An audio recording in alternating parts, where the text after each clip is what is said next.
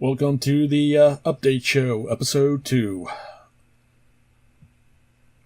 In today's episode, first off, I wanted to talk to you about last week I had Jason Debler from Jason's Garage on our live stream last week, talking about him and his channel, but he was doing a charity fundraiser for the St. Baldrick's Foundation, Conquer Children or Childhood Cancers.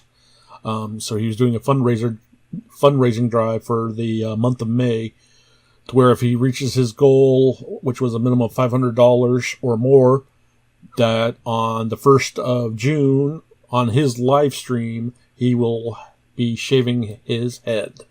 So he'll be going bald. So let me pull up Jason's donation page here for a second here.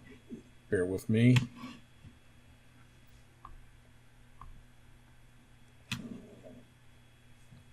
Here we go. Here's Jason's page here. Basically, it looks like as of today, he had 3 donations that took him over to complete his donation. I will not even, whatever, I can't even pronounce the family's name, but thank you very much. It looks like that family did a very big donation and took us over the edge, as you can see, the other donors. But even though that the goal has already been met, there's still time to continue to make a donation. And I would like to hope you consider possibly making a donation this fund.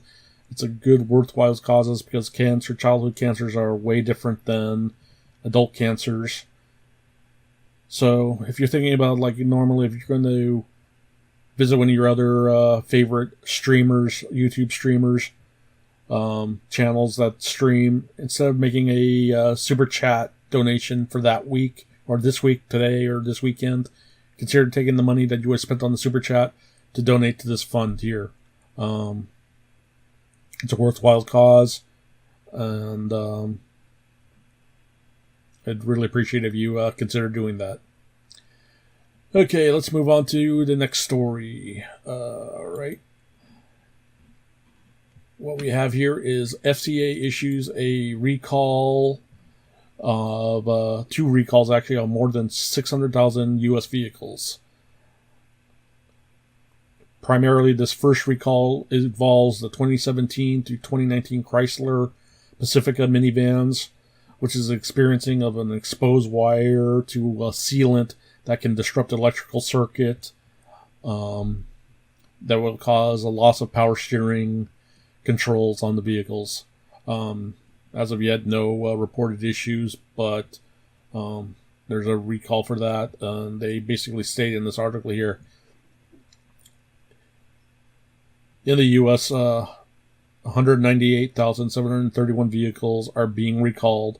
The automaker said additional vehicles will be subject to the recall, including nearly 8,300 in Canada and over 1,100 in Mexico.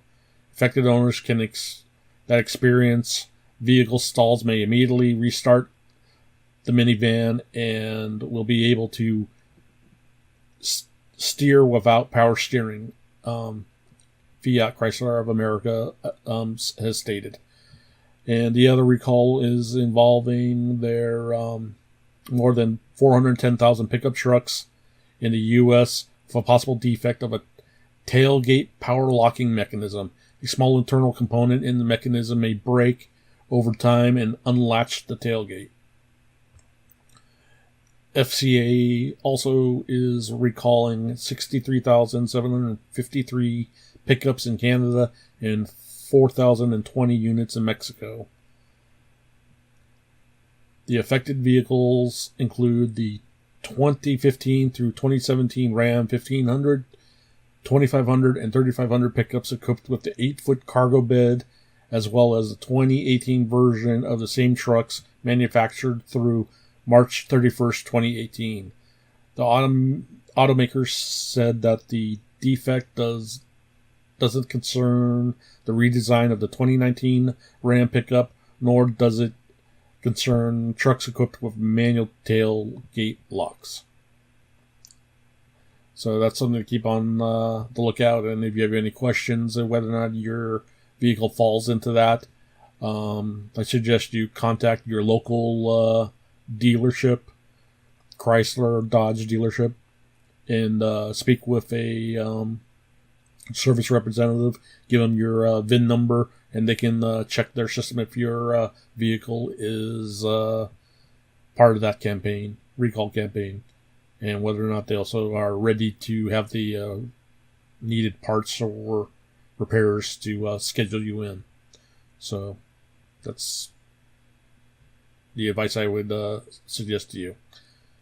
Okay, up to the next story here we have... Let's see. Nebraska State Police still use a 1993 Ford Mustang Special Service Patrol vehicle that's in service, which was an interesting article that I found here. Let's see. A large majority of the Nebraska State Patrol fleet is made up of Ford F-150s and Dodge Chargers, but the office keeps a few classics around for old time's sakes, in addition to a 1950 Ford that no longer runs, as seen in the upcoming photo here. Well, let's pull up some of the photos here. Let's blow this up a little bit. Here's that actual service patrol vehicle. Primarily from what the story says here, that this particular Mustang is used for special events, school visits, community policing, I guess, drives, and whatnot. It's nice to see an old Fox body still around. It primarily only sees spring and summertime weather. Doesn't see any of the wintertime weather, which is a good thing. Because I imagine road salt would be really detrimental to this car. Question today is, I wonder if it has the 5-speed or an automatic in this one. And here's the 1950s patrol car that they have that I guess apparently no longer runs. But I'm sure if they were to approach a local garage or somebody in their community to possibly give them a hand trying to get that vehicle running, it would be worthwhile. Or maybe even if Ford would like to donate a Coyote motor into that thing, would be kind of cool to see modern day power plant in that thing. But, okay. So, back to the story here. So, that was pretty good. But, yeah.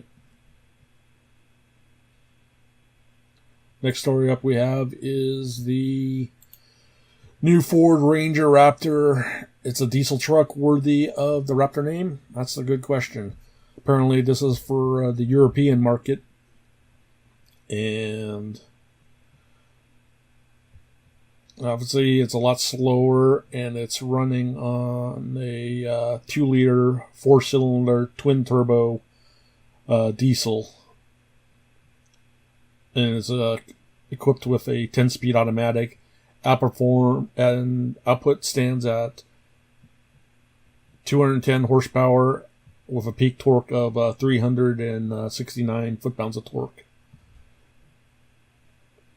So I guess Ford had to, it's no longer even considered a commercial vehicle because they had to update the suspension. That Ford Performance Division went with a coil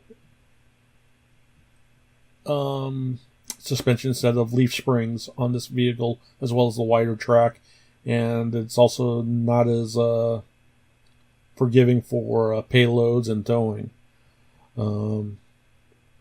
They're saying that the price tag for this is about, in US dollars, $61,825, and that also includes tax, versus $12,880 than other Rangers they're equipped. But they say it's a pretty interesting vehicle. I'll have links to all these articles and more in the video, the description. And then also the brief moment, I also want to talk about... second.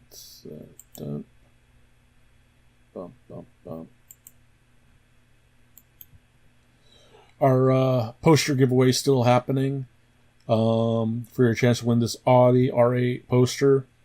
So leave a comment down below to be entered in there. Hashtag Vlogz in the comments, and drop me an email with hashtag Vlogz in the subject line for you to have a chance to be entered. Official rules will be in the video description down below. You have till the end of the month for this giveaway. So, thank you on that. And kill that. Next story. Next up on the story we have is the 2020 Ford Escape Hybrid gets approximately 39 miles to the gallon. The electrified crossover is an efficient one.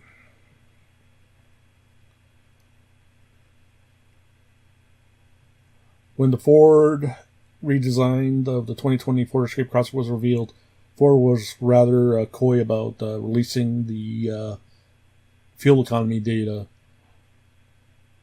and numbers, since the hybrid and plug-in hybrids were being added to the lineup this year. We wanted to find out how efficient it was. So they got recently an answer at a media press event at in Dearborn. During a breakdown of the Escape Hybrid's new powertrain, Ford's manager of advanced electrified powertrain systems, Daniel Koch, told that the new Escape Hybrid would get 50% better fuel economy than the current Escape 1.5-liter EcoBoost form. That 2019 car combined with fuel economy rating of about 26 miles per gallon.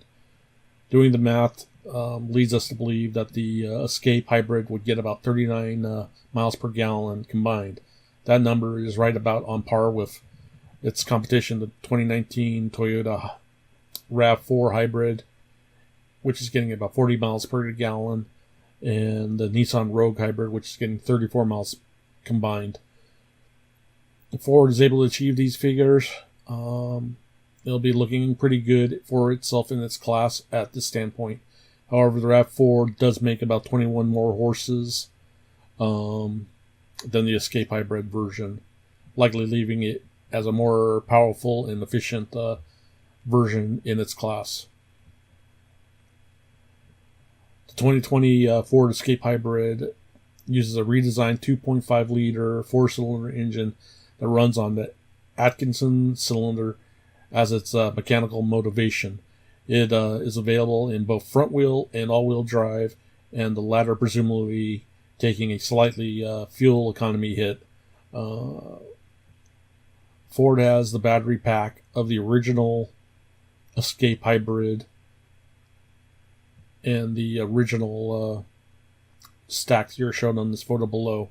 So it's pretty amazing how the battery technology has come a long way, meaning the bottom battery pack here is the old style versus the new style. So that's pretty interesting how battery packs are coming these days. So moving on to our next story, we have here is the Toyota drops a new for the GR Supra new performance or parts in their lineup, essentially tuning parts or aero kits. But let's read the article. TRD just unveiled a production lineup of new carbon fiber aero parts for the 2020 Toyota GR Supra in Japan, designed to improve the aerodynamics and, let's face it, make it look better and be able to customize it. Those parts include basically a front spoiler, side skirts, side door garnish, rear side spoilers, and a trunk spoiler, as well as a set of forged aluminum rims that were basically kind of taken from the Supra concept vehicle that TRD had unveiled back in February.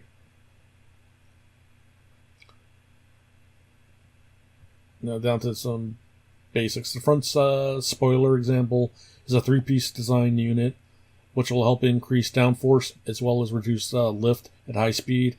It also lowers the ride height of the vehicle approximately 14 millimeters at the front, while the side skirts do the same at only about 4 millimeters compared to stock. Then there's the door garnish, which is meant to help airflow to channel it towards the rear spoilers, and also reducing the ride height by 24 millimeters, as they claim.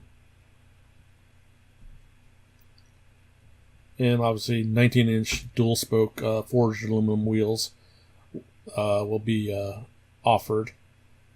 So currently the parts are currently available in Japan, have been released in Japan, but it'll be a while before the rest of the world will be able to order them up. Or basically you going to your local Toyota dealership and placing an order from TRD before they see them in the Toyota warehouse aspects. Or you can always overnight parts from Japan. Overnight parts from Japan. Let's move on to the next story. Lotus plots to expansion of its to include more sports cars and SUVs. And the article goes here. Lotus is plotting an extensive overhaul of its product lineup, according to Group Lotus CEO Feng.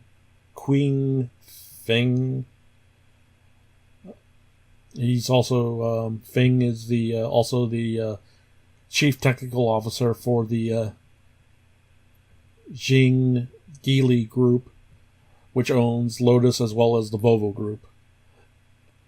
And they told recently Autocar at a recent Shanghai Motor Show, after Lotus officially confirmed its Type 130 all-electric hypercar, as seen here.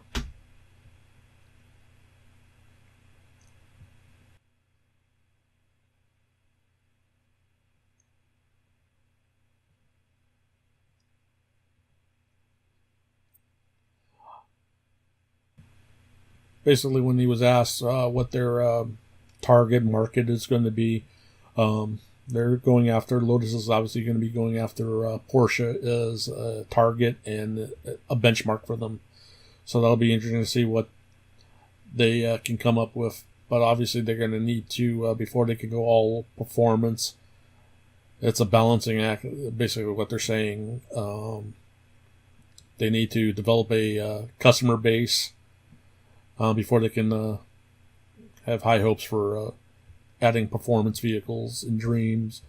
So most likely we'll probably see SUV designs of this such and whatnot. So I'm just wondering if they could tap into the their Volvo assets to do a combined effort, Volvo Lotus SUV crossover platform, as well as maybe non-sports car related vehicles. Comment down below what you think, if you'd be interested in seeing something like that from Lotus, or you just wanted to see just performance sports car oriented vehicles from Lotus only. Let's hear down below in the comments below.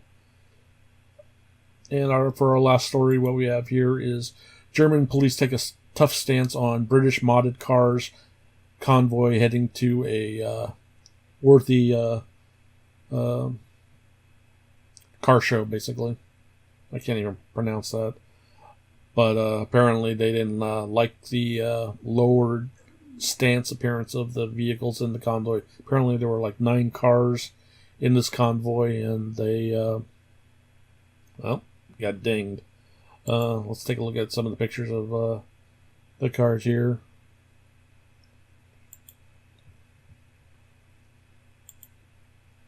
Apparently the German police felt that these cars were unsafe.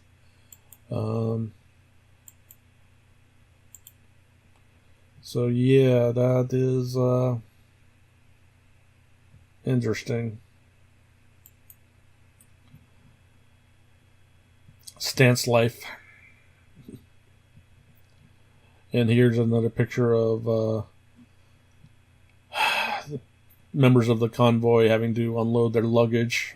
Apparently all of their cars have been, I guess the equivalency of being impounded, and the convoy group is looking at a very expensive tow bill to have them towed out of Germany. So, feel sorry for them. I wonder if they're going to have a GoFundMe to help offset the costs. The group apparently is hoping that maybe some local fans and fellow stance members community will be able to help them out and maybe make needed repairs or updates to get their cars out of the impound. But it doesn't look good.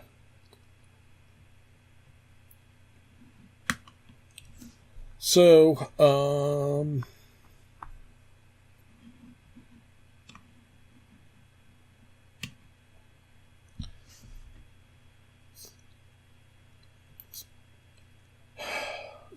please leave a comment, like, and subscribe to this channel if you found this video good. Leave me a comment down below if what kind of stories you'd like to see, as well as don't forget that we're having that Audi R8 poster giveaway. So leave a comment down below with the hashtag GearVlogz to be entered, as well as drop me an email at info.gearvlogs@gmail.com to be entered in. Rules and links to everything that we talk about today will be in the video description down below. And also, don't forget to consider making a donation to the St. Baldrick's Conquer Childhood Cancer cause. Links for that will also be in the video description down below. And